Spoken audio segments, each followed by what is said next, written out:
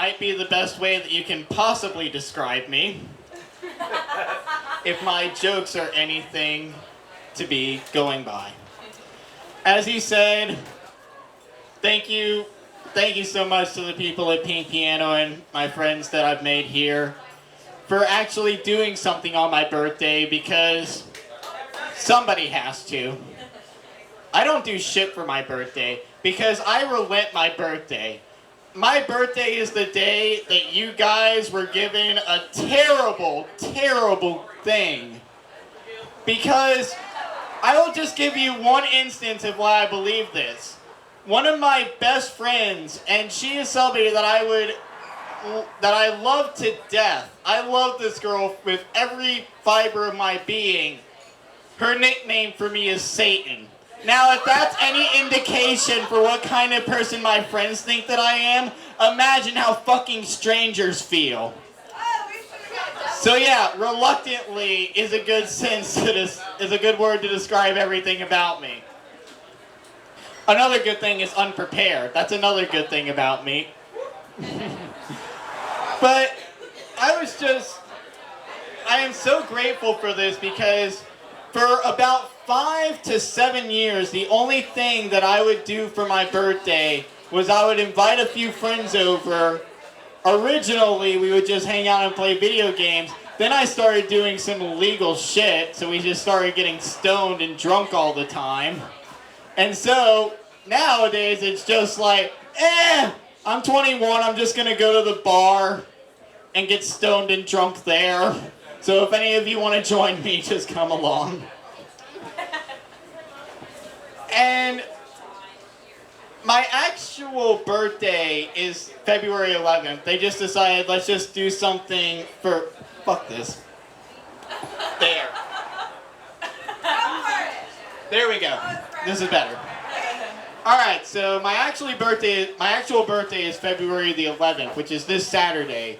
And I have the joy of having something very interesting happen. My second film audition is going to be happening on February the 11th. And I hope that it's going to be better than my first film audition. My first audition I ever did, they just asked us to come down to a building and audition.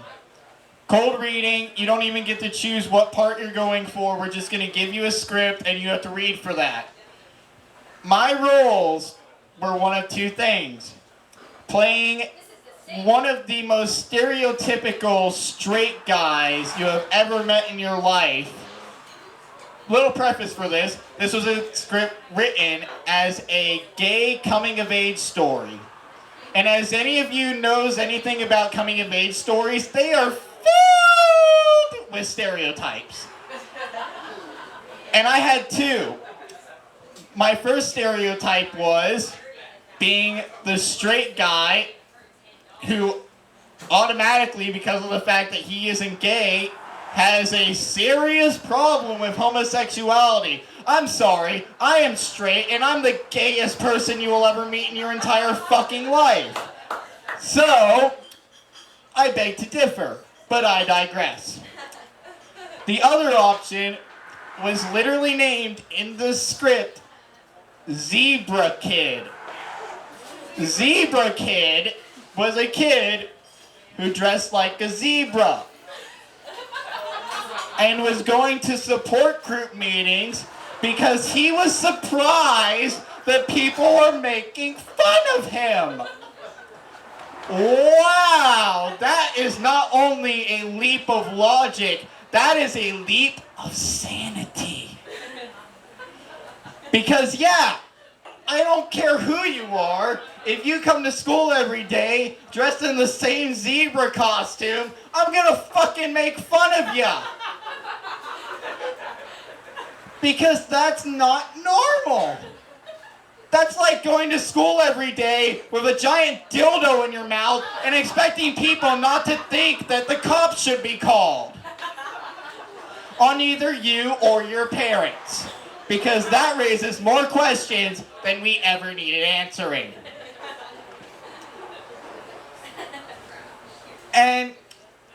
now we're going to move on to a different subject, which is another reason that I am very woeful for my birth, is that sometimes I say stupid shit and it just sounds cool in hindsight, but at the time, the only thing people are thinking is, what the fuck just happened here? Like earlier, I said, and I quote, "That's pretty damn." That's pretty damn. I'm sorry, am I the only one thinking that should be Sterling Archer's quote from now on? Like, that is something that can only come out of the mouth of a guy who has no reason to think about the shit that comes out of his mouth. And another example. I was really stoned one night. I'm sorry, was that a little too far? Apologies. But yeah, I was a little stoned one night and I was in a car and these two guys pulled up next to me and said, "Hey, do you want to race?" "No, I'm good, thank you." Now that alone should have been an indication, but I decided that I was going to take a puff from my e-cig. And at that moment, the guy in the passenger seat said, "Is there weed in that?" And what I was trying to say was, "No." What I said was, "We can't all be winners." Now, can someone please explain what the fuck I was trying to say? Because I have yet to figure it out myself. You're trying to say no.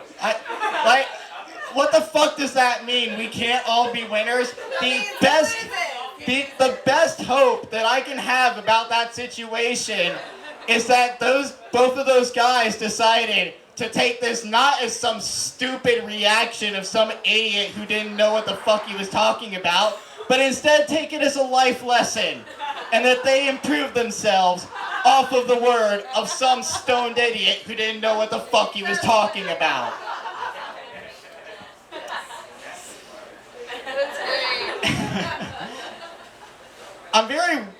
I'm not looking forward to my birthday Saturday for one reason only. After my audition, I have to go to work.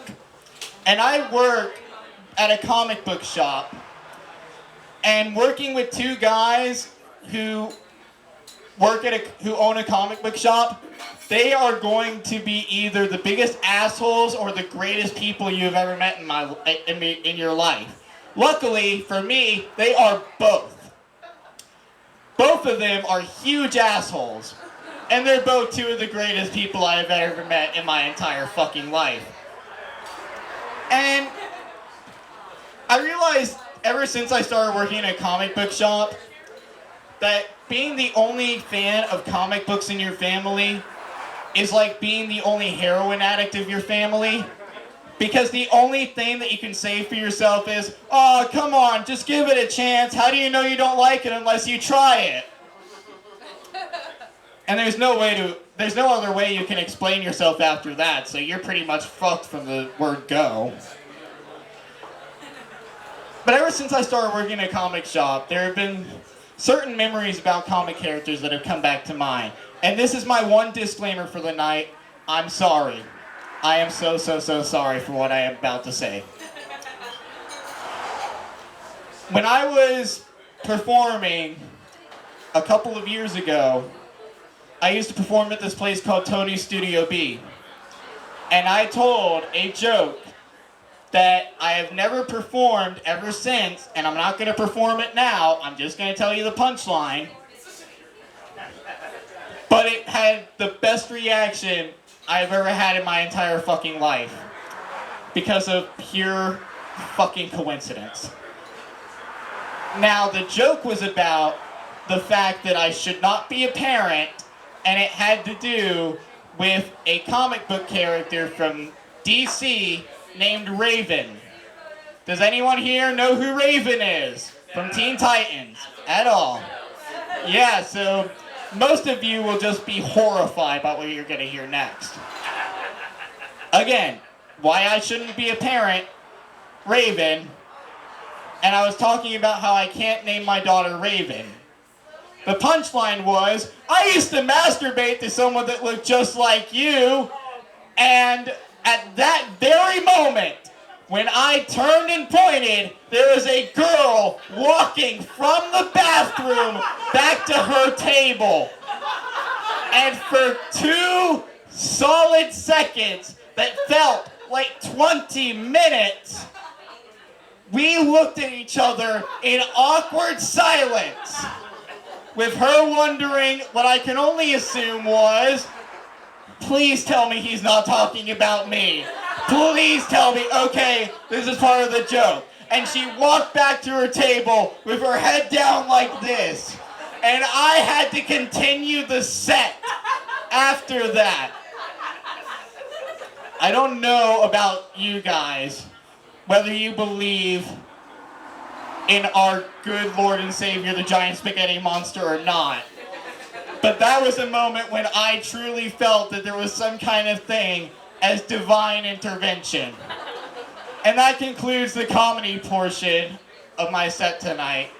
Before I go on to the next portion, next Thursday night at 8:30 here at the Pink Piano, I will be hosting the second monthly comedy night. And there's a $3 cover charge, but come down to see some of the greatest comedians that Tampa and Lakeland has to offer. As a special bonus for you guys, I will not be performing, so there will actually be good comedy. But come on, that's always been part of my routine. Are you guys seriously surprised by this? But you guys will see some really great comedians, I promise you that. So before I continue the next portion,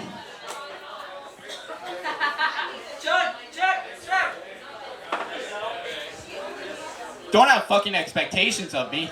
Jesus Christ, that's never a good idea. I'm gonna end things with a song for you guys. This is one